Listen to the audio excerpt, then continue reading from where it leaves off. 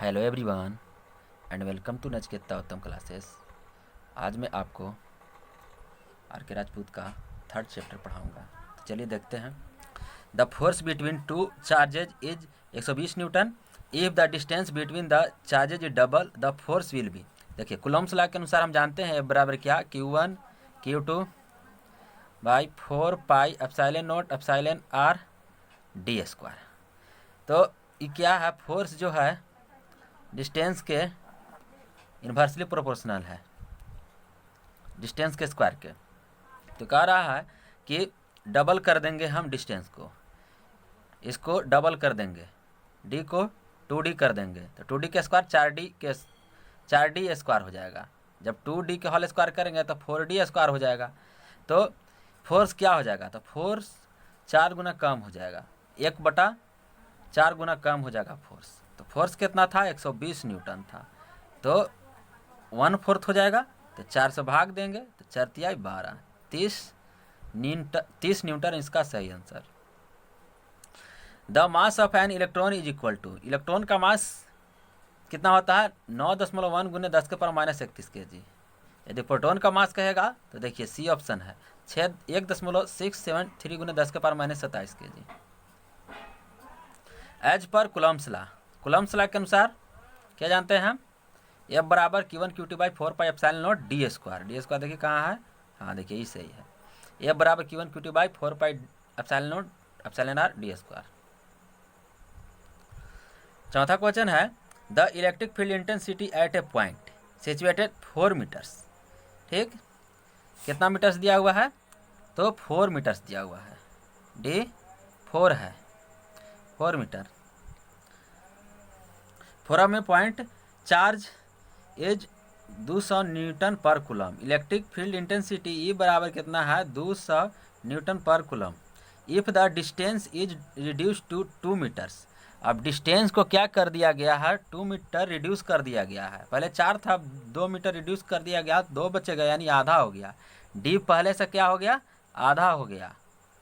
ठीक, the field intensity will be, तो field intensity बराबर क्या होगा, ये बराबर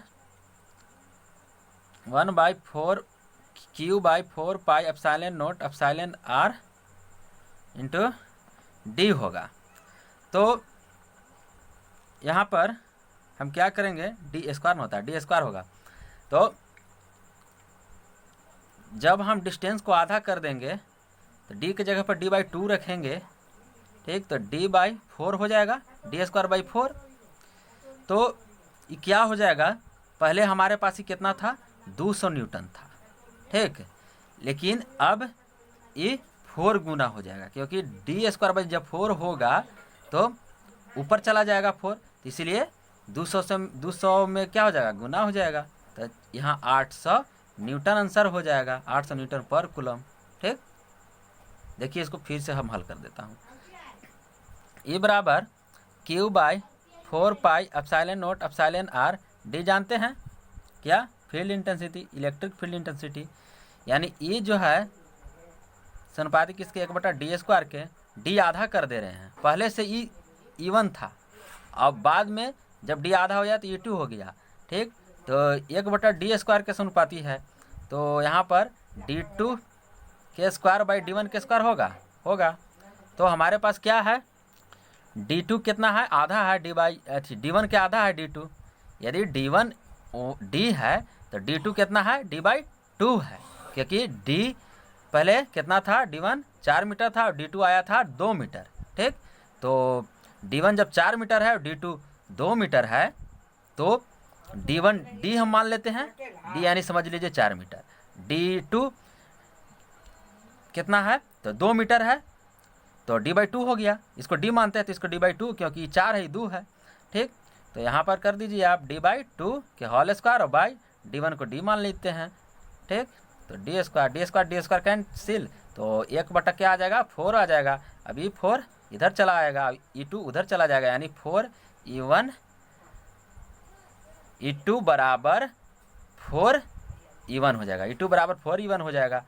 तो E1 कितना दिया हुआ है, तो 200, तो 200 गुने 4 गुने 200 करेंगे तो 800 न्यूटन पर कूलम इसका सही आंसर हो गया। अब 5 नंबर क्वेश्चन में चलते हैं। 5 नंबर क्वेश्चन कह रहा है electric intensity E at any point in an electric field is equal to. देखिए इलेक्ट्रिक इंटेंसिटी कहिए या पोटेंशियल ग्रेडियंट कहिए, दोनों एक ही है। इलेक्ट्रिक इंटेंसिटी या potential gradient V by D ही होता है। Electric intensity V by D होता है, ठीक। इसको पोटेंशियल ग्रेडियंट भी कहा जाता है। अब 6 number question, the lines of force due to charged particles are. Charge particle का लाइन्स ऑफ फोर्स क्या होता है, तो एलवेज कर्व होता है। जैसे मान लीजिए यहाँ पर Q प्लस है और यहाँ पर Q माइनस है, ठीक। तो यहाँ से इस तरह से निकल के जाएगा, तो ये क्या है, एक तरह का कर्व है, ठीक। लाइन्स ऑफ फोर्स है, इस तरह से निकल के जाता है, ठीक। तो ये कर्व की आकार का होता है, ठीक। तो इसीलिए एलवेज कर्व्ड, ठीक। अब 7 नंबर क्वेश्चन कह रहा है the electric field at a point situated at A distance d from a state charge conductor is. तो क्या होता है, डी स्क्वायर की इन्वर्सली प्रोपोर्शनल होता है, ठीक। अभी हम सूत्र बताया है इलेक्ट्रिक फील्ड का, E बराबर Q by 4 pi epsilon naught epsilon D square, ठीक। तो ये क्या है, डी के इन्वर्सली प्रोपोर्शनल, डी स्क्वायर की इन्वर्सली प्रोपोर्शनल है। तो इसका सही आंसर हो जाएगा inversely proportional to D square, C answer सही है। 8 number question, the direction of electric field due to positive charge is. तो देखिए पॉजिटिव चार्ज से क्या निकलता है, the direction of electric field का direction due to positive charge is, तो अवे फ्रॉम द चार्ज, यानी चार्ज से निकलता है, चार्ज से जाता है, ठीक। जैसे पॉजिटिव चार्ज यहाँ पर देखिए Q पॉजिटिव चार्ज है, तो इससे क्या है, अवे फ्रॉम निकलता है, अवे फ्रॉम द होता है, ठीक। अवे फ्रॉम द चार्ज, इससे क्या होता है, चार्ज निकलता है पॉजिटिव से, तो इसीलिए away from the charge, C A answer. 9 number question है ए फील्ड लाइन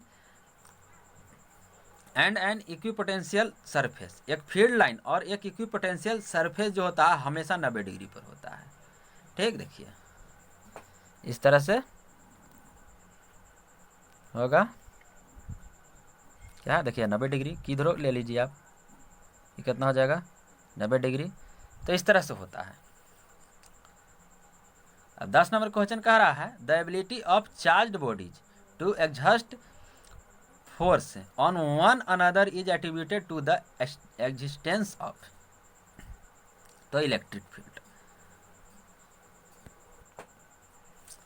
कह रहा है कि चार्ज्ड बॉडी का जो एबिलिटी होता है वो क्या करता है, फोर्स एग्जस्ट करता है on one another is attributed to, और एक दूसरे को आकर्षित भी करता है, to existence of, to the existence of, तो किसके एग्जिस्टेंस में, तो इलेक्ट्रिक फील्ड के, ठीक। तो डी सही आंसर। 11 नंबर क्वेश्चन का रहा if the sheet of a bakelite is inserted between the plates of an air capacitor the capacitance will. देखिए ये एयर कैपेसिटर है, इसमें एयर है और क्या कर दिया गया है, इसमें बैकेलाइट डाल दिया गया है। तो बैकेलाइट एयर का रिलेटिव परमिटिविटी 1 होता है, तो बैकेलाइट का 1 से ज़्यादा होता है, ठीक। तो एप्सिलॉन आर रिलेटिव परमिटिविटी ज़्यादा हो गया, इसका मतलब है कि कैपेसिटेंस ज़्यादा होगा, क्योंकि C बराबर epsilon naught epsilon R A by D होता है। जब एप्सिलॉन आर ज़्यादा तो C ज़्यादा, यानी कैपेसिटेंस इंक्रीज करेगा। 12 नंबर क्वेश्चन का रहा है एक capacitor stores 0.24 coulombs at 10 volts its capacitance is. तो इसका कैपेसिटेंस पूछ रहा है, तो C बराबर जानते हैं Q बाई भी, तो Q कितना दिया हुआ है, Q बाई भी जानते हैं, Q दिया हुआ आपके पास, Q दिया हुआ है 0.24 कूलम और वोल्ट 10 दिया हुआ है। इसको हल कीजिएगा तो 0.024 आंसर आएगा, 0.024 आंसर। क्या है, फैराड में, क्योंकि कैपेसिटेंस का यूनिट फैराड होता है। 13 नंबर क्वेश्चन का रहा है फॉर मेकिंग ए कैपेसिटर बनाने के लिए it is better to select a dielectric having. तो क्या होना चाहिए, हाई परमिटिविटी होना चाहिए कैपेसिटर बनाने के लिए। कैपेसिटर बनाने के लिए हाई परमिटिविटी होना चाहिए, तभी कैपेसिटेंस ज़्यादा होगा। सी बराबर एप्सिलॉन ए बाई डी जानते हैं, तो परमिटिविटी ज़्यादा होगा, एप्सिलॉन यानी परमिटिविटी ज़्यादा होगा, हाई होगा तो सी ज़्यादा होगा, यानी कैपेसिटेंस ज़्यादा होगा।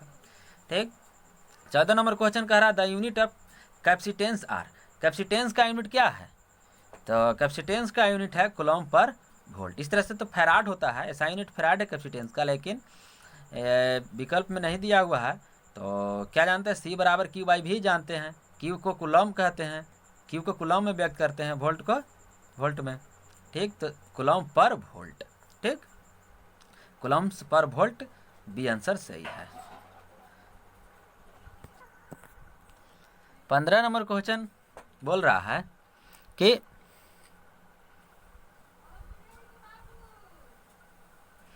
If 315 microfarad capacitors are connected in series the net capacitance is. तो सीरीज में कनेक्ट है तो नेट कैपेसिटेंस पूछ रहा है, तो रेसिस्टेंस में जो होता है उसका उल्टा हो जाता है। ठीक, सीरीज में है तो क्या होगा? Net capacitance 1/C equivalent, C equivalent बराबर 1/C1 plus 1/C2 plus 1/C3।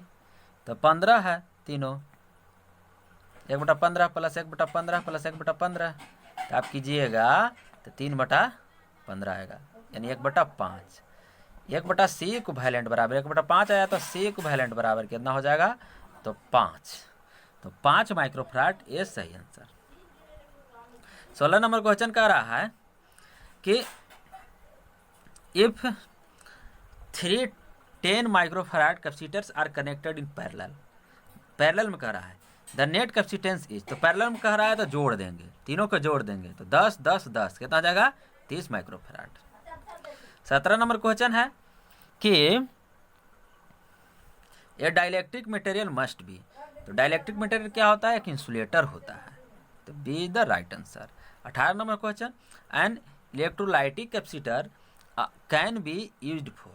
देखिए, इलेक्ट्रोलाइटिक कैपेसिटर कहेगा तो हमेशा डीसी के लिए काम करता है, डीसी ओनली। ठीक, और ये करेक्ट पोलरिटी के साथ लगाते हैं इलेक्ट्रोलाइटिक कैपेसिटर को। ठीक, और यह डीसी में केवल यूज होता है। 19 नंबर क्वेश्चन है the capacitance of a capacitor is not affected bye. कह रहा है कि कैपेसिटर का कैपेसिटेंस नहीं अफेक्टेड है, किसके द्वारा? तो डिस्टेंस बिटवीन प्लेट, प्लेट के डिस्टेंस के बीच तो है, एरिया प्लेट के एरिया से भी है अफेक्टेड, थिकनेस ऑफ प्लेट्स से नहीं है, इसीलिए सी आंसर सही है। ऑल ऑफ द तो होगा ही नहीं।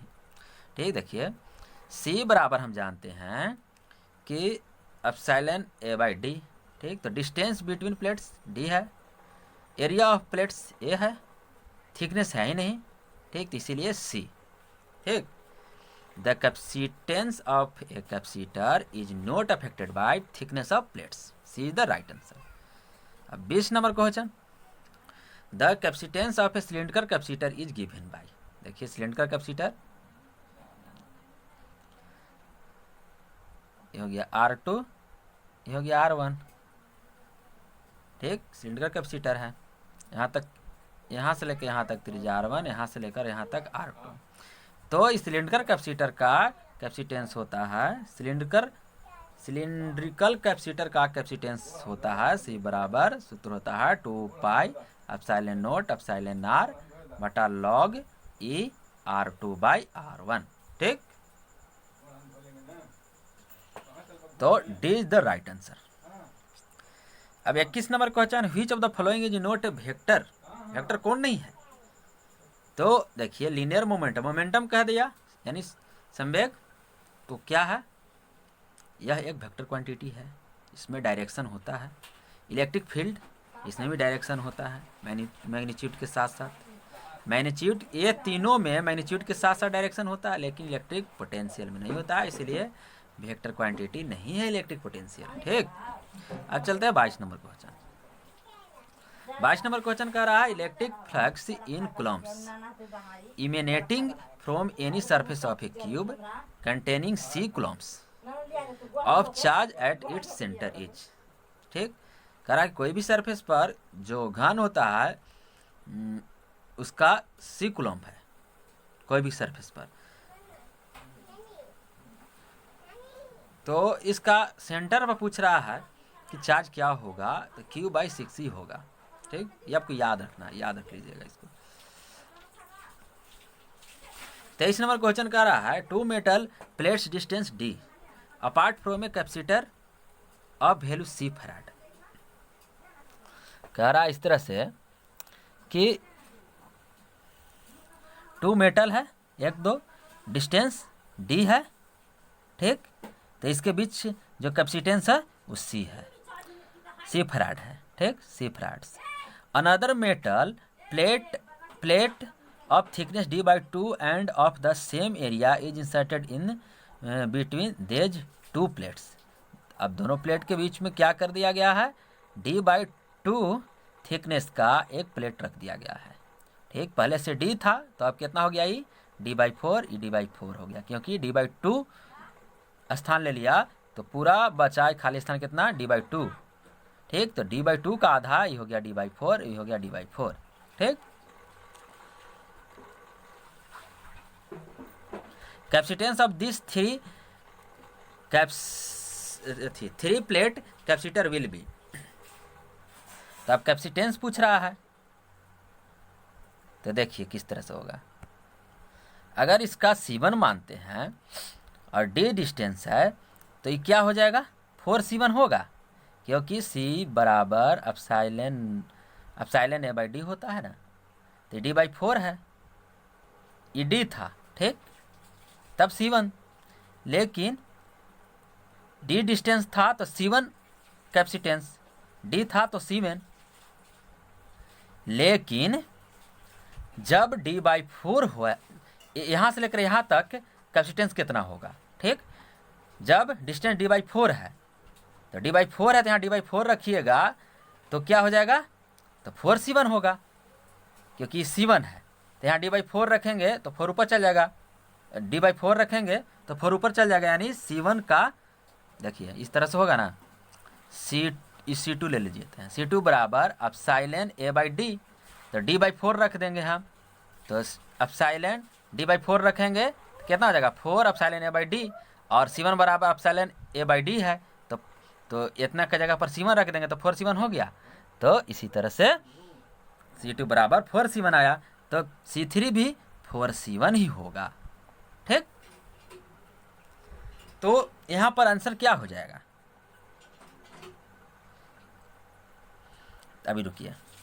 अब क्या हम करेंगे कि ये दोनों पैरेलल में है, 4C1 4C1, तो 4C1 क्या हो जाएगा, तो इसका आधा, सॉरी सीरीज में है, सॉरी पैरेलल कर दिए, ये दोनों सीरीज में है, तो सीरीज की कंडीशन में क्या होता है, कैपेसिटेंस रेसिस्टेंस का उल्टा होता है।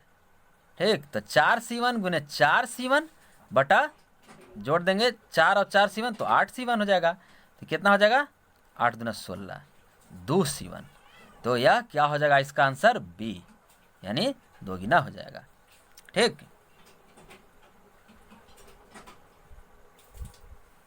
24 नंबर क्वेश्चन कह रहा है कि electric field inside hollow metallic charged sphere is, तो 0 होगा। इलेक्ट्रिक फील्ड कोई भी मेटेलिक चार्ज के अंदर जो खोखला है उसमें इलेक्ट्रिक फील्ड क्या होता है, उसके अंदर तो 0 होता है।